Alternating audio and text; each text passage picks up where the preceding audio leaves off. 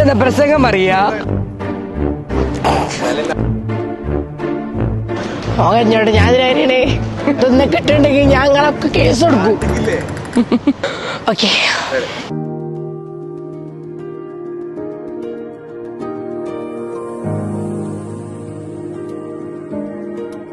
Love marriage ആണ്.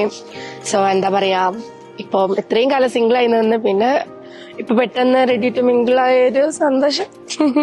പിന്നെ എന്താണ്, സ്നേഹിച്ച ആളെ തന്നെ കിട്ടിയോണ്ടുള്ള ഒരു എന്താ പറയാ സംഭവമില്ലേ.